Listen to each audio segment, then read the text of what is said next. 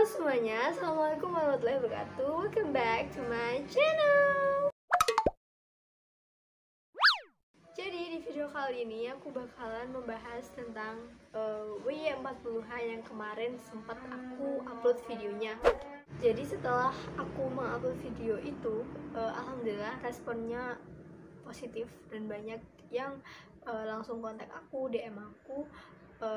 Ada beberapa pertanyaan yang memang perlu dibahas di video kali ini dan akan aku bahas, kita bahas bersama. Bahasa enaknya gitu ya guys.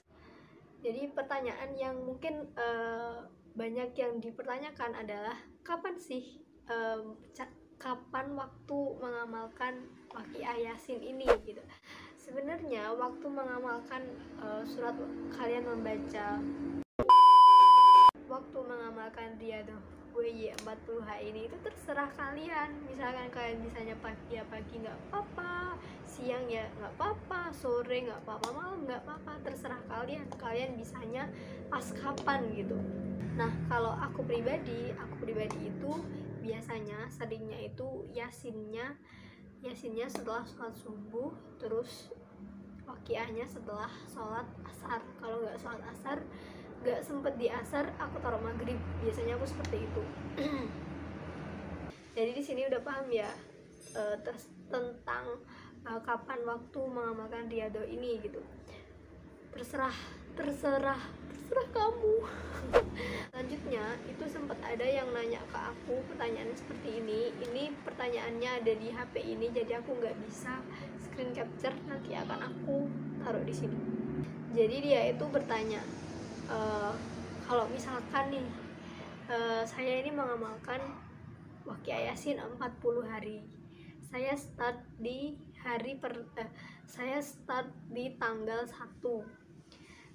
Dan ternyata di tanggal 7 saya halangan, tidak bisa membaca Al-Quran, tidak boleh memegang Al-Quran. Istilahnya kan kalau orang haid kan nggak boleh memegang Al-Quran gitu loh, yang ada di pikiran dia itu seperti itu.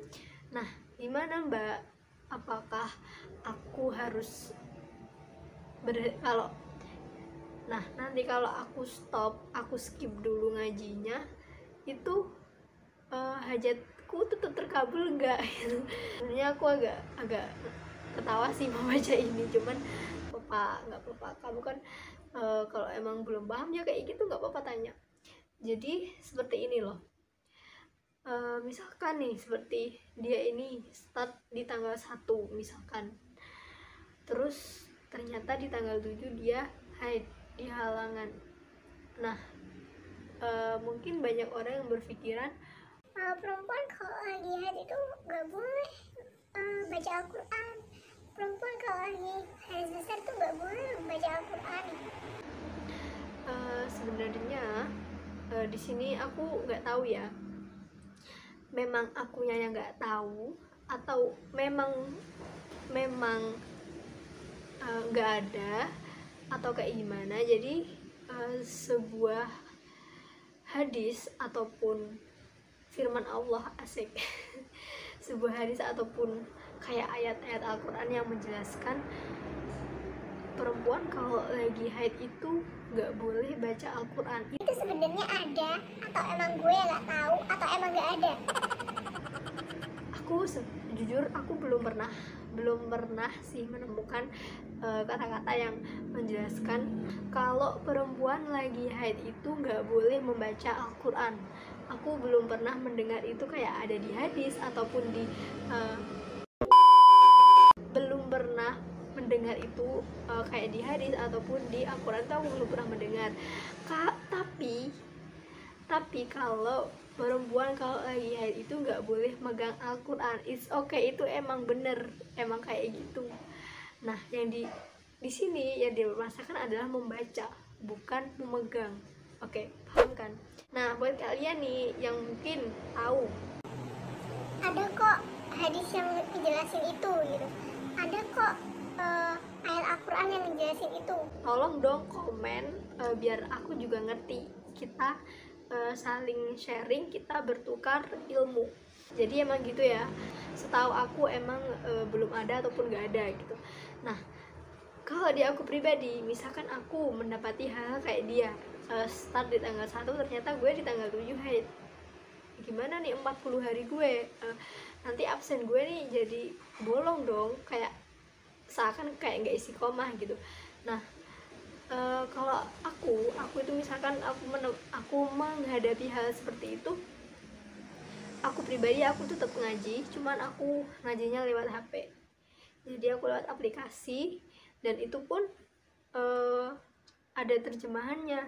Jadi kayak nggak apa-apa. Aku menganut apa sih, aku nggak ngerti sih bahasanya, cuman aku itu kayak yang percaya kalau nggak apa-apa kok kalau lagi haid itu ngaji, yang penting nggak megang mushafnya langsung, nggak megang mushaf Al-Qurannya langsung. ini kan megang HP, jadi ngajinya ya lewat HP, dan di HP ini pun juga ada terjemahannya kayak gitu. Jadi kalau misalkan aku lagi haid itu, aku tetap ngaji pakai HP seperti itu. Misalkan Enggak, gue nggak mau kayak gitu.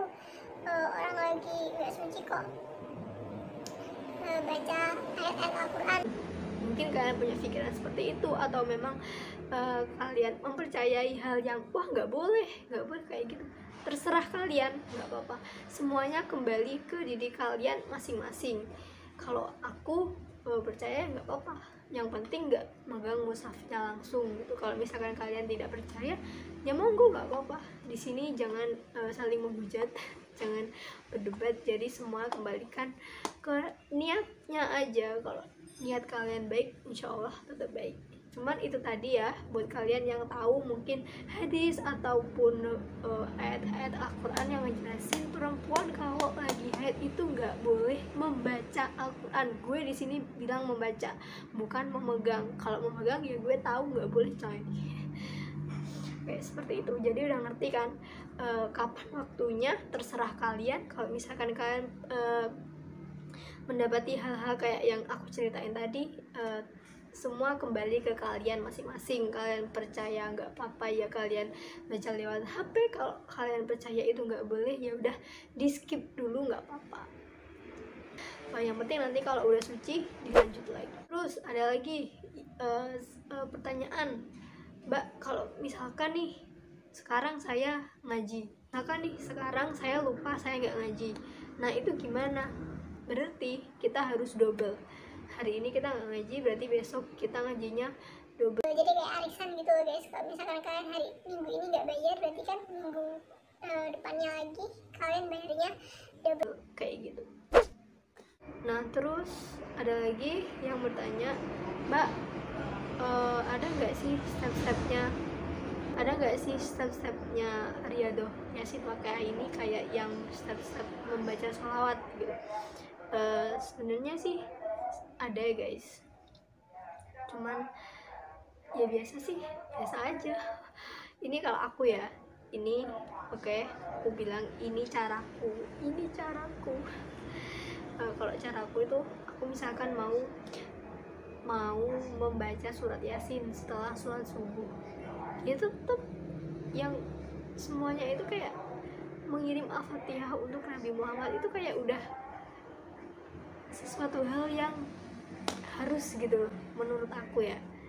Itu sih ya, aku tetap pertama aku kirim untuk Nabi Muhammad, untuk Syekh Abdul Qadir Al-Jilani, untuk kedua orang tuaku. Terus selanjutnya sesuatu yang aku inginkan. Buat kalian yang belum paham, bisa cek videonya di video sebelum ini. Terus aku juga membaca tawasul seperti ini.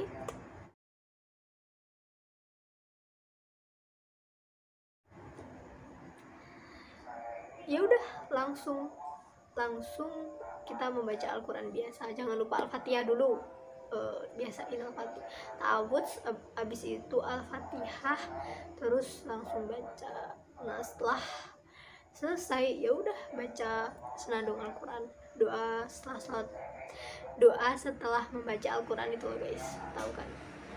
Kayak gitu aja. Terus kalian doa tentang hajat kalian pun juga lebih baik, nggak apa-apa banget. Oke guys, seperti itu cara dan sesuatu hal yang mungkin masih dipertanyakan gitu ya. buat yang masih belum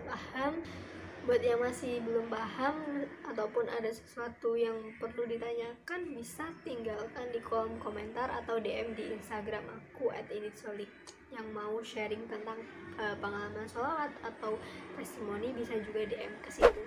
So guys, terima kasih sudah menonton video ini. Jangan lupa untuk like video ini dan jangan lupa subscribe, nyalain tombol loncengnya, dan jangan lupa komen di bawah tentang video ini.